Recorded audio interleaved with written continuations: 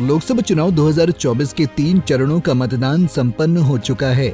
ऐसे में सभी राजनीतिक पार्टियां अगले चरणों के मतदान में अपनी अपनी जीत सुनिश्चित करने के लिए लगातार प्रचार प्रसार कर रही हैं। इन सब के बीच जहां एक ओर पक्ष और विपक्ष एक दूसरे पर जमकर बयानबाजी कर रहे हैं, तो वहीं दूसरी ओर कई नेता ऐसे जो चुनाव प्रचार के दौरान बिना सोचे समझे आवेश में आकर कुछ भी बोल दे रहे हैं, जिसका वीडियो सोशल मीडिया पर जमकर वायरल हो रहा है और उस पर विपक्ष उनकी जमकर चुटकी ले रहा है।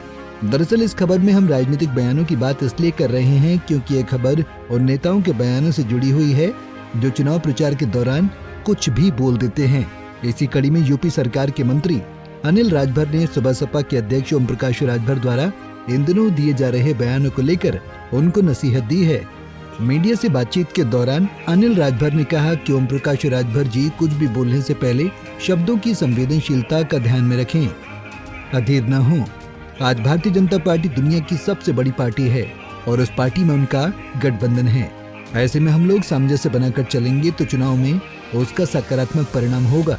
आगे अनिल राजभर ने क्या कुछ कहा, सुनिए।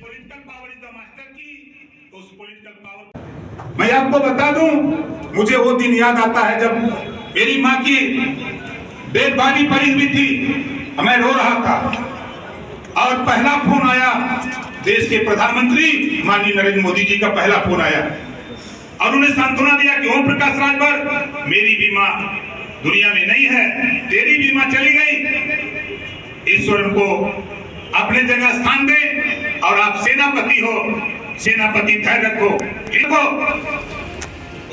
तो कुछ होता था। वहीं जम्मू कश्मीर में हो रहे आतंकवादी हमले को लेकर अनिल राजभर ने मीडिया से बातचीत के दौरान बताया कि भारत विरोधी शक्तियां जो मोदी जी का विरोध कर रही हैं, वो सब आज एक साथ होकर भारत के चुनाव को डिस्टर्ब करने का प्रयास कर रही हैं, क्योंकि उन्हें पता है कि अगर भाजपा की सरकार फिर बन गई तो दुनिया का कोई देश भारत का मुकाबला नहीं कर पाएगा। बिल्कुल, आपने चाइना का बयान देखा होगा, आप पाकिस्तान की बात को सुन रहे हैं। भारत विरोधी जो शक्तियां हैं, मोदी जी की विरोधी जो शक्तियां हैं दुनिया के अंदर, वो सब गोल बंद होकर भारत के चुनाव को डिस्टर्ब करने का प्रयास कर रही हैं और ऐसा करने में वो कभी उनको सफलता मिलेगी नहीं। दुनिया को भी पता है कि भाजपा की तीसरी बार सरकार बन गई अगर और मोदी जी फिर से अगर प्रधानमंत्री बन गए तो भारत का मुकाबला दुनिया में कोई नहीं कर सकता। इस बात का भय दुनिया के अंदर है और उसी का परिणाम है हमारी एजेंसियां निपट रही, कोई दिक्कत नहीं। बता दें कि बीते कुछ दिनों पहले मऊ में चुनाव प्रचार के दौरान ओम प्रकाश राजभर ने भाजपा को लेकर कहा था कि हम भाजपा के चुनाव निशान पर नहीं बल्कि अपने चुनाव चिन्ह पर चुनाव लड़ रहे हैं।